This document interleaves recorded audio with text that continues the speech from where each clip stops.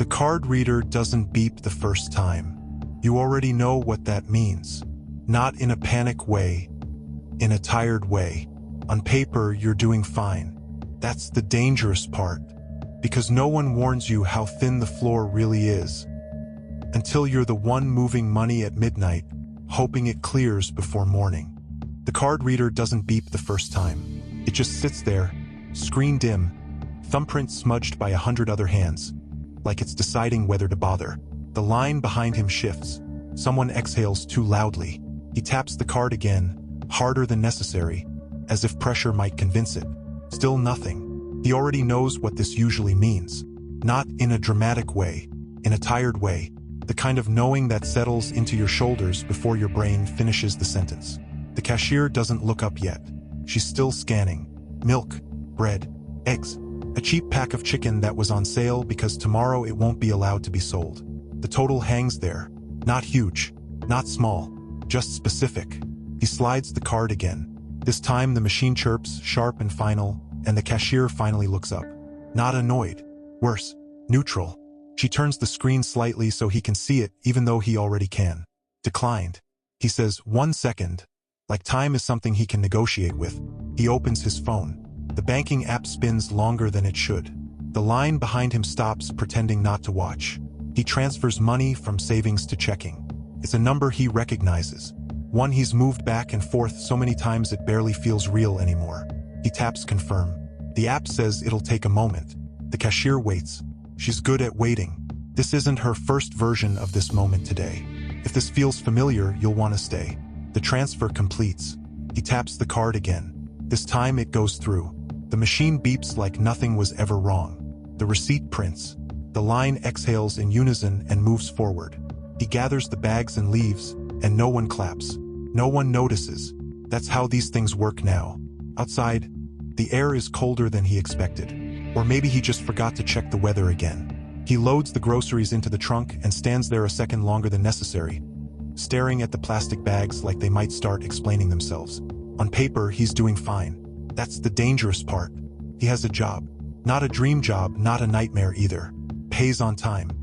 His parents tell their friends he's settled. His LinkedIn looks clean.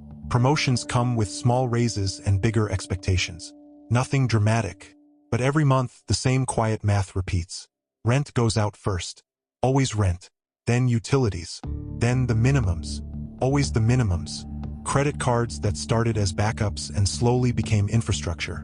A student loan he doesn't think about until the notification appears, politely reminding him it exists. What's left gets divided into categories that sound responsible.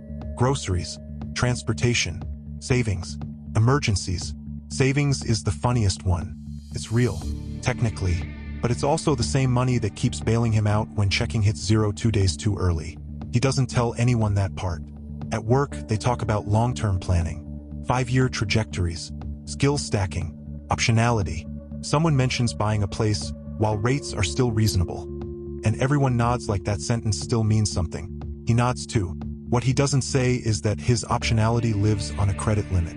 That one unexpected expense would force a choice he's been avoiding by inches. It doesn't feel like crisis. That's the trick. It feels like maintenance. Every decision gets filtered through a quiet question. Can I float this until next paycheck? He turns down dinners, not always with an excuse, sometimes just with silence. He keeps subscriptions longer than he should because canceling them feels like admitting something. He buys cheaper versions of things and tells himself it's minimalism. Then one afternoon an email arrives. It's short, polite, apologetic in that corporate way that never quite apologizes. Due to restructuring, not a reflection of your performance? Effective immediately. There's a meeting invite attached. 15 minutes. No agenda. He stares at the screen longer than necessary. Around him, keyboards keep clicking. Someone laughs down the hall. The office smells like burnt coffee and recycled air. When the meeting starts, the manager looks tired. Not cruel. Not nervous. Just tired. HR is there too, camera on, expression practiced into something neutral enough to survive replay. They talk about transition packages. About access ending by end of day. About how competitive the market still is if you're proactive. He asks one question. Something practical. How long insurance lasts? They answer it smoothly. When the call ends, his calendar empties itself. Meetings vanish. Access disappears in stages, like lights turning off room by room. He packs his desk in a cardboard box he didn't bring. He didn't think he'd need one. In the elevator down, he checks his bank balance without really deciding to. The numbers look the same as this morning.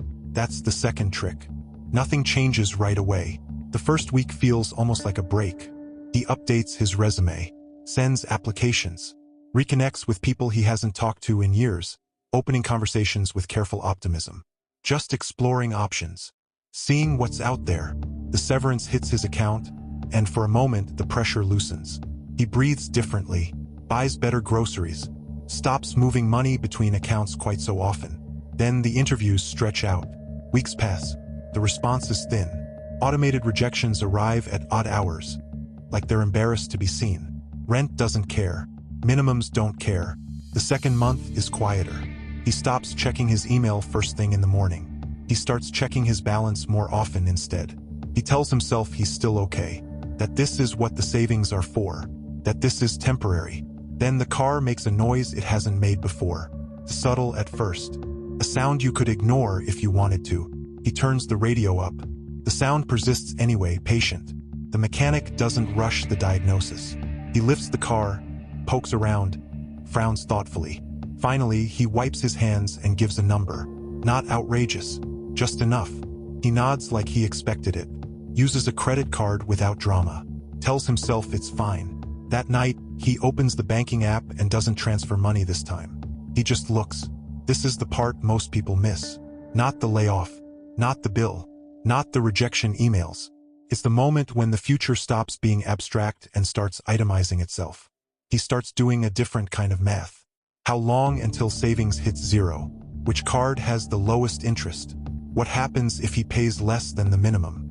How bad the penalties really are? He stops imagining where he'll be in 5 years. He starts thinking in weeks. A recruiter calls.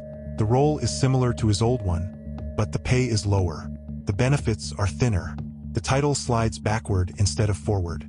He says he needs time to think. After the call, he sits on the edge of the bed and stares at the wall. The apartment is quiet in a way it never used to be. No work calls, no Slack pings, just the refrigerator humming, keeping food cold he bought on borrowed time.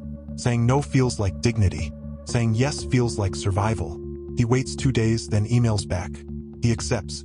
The first paycheck arrives smaller than he expected. Even though the numbers were clear, taxes feel heavier now. Deductions he never noticed before suddenly matter. He adjusts. Again. Some months later, he's back in a grocery store. Different location. Same brand of card reader. Same dull screen. He taps his card once. It works. No one notices. No one ever does. He carries the bags out, loads them into the trunk, and pauses like before. The air is warmer this time. Or maybe he just forgot what cold felt like. Nothing is technically wrong anymore. He has a job. Bills are paid. The noise from the car is gone. The balance isn't zero. But something shifted quietly without permission. He knows now how thin the floor really is. How quickly doing fine turns into just managing. How many decisions get made for you when your margin disappears. He drives home, stops at a red light, and watches someone cross the street with headphones on, completely unaware of him. The light turns green.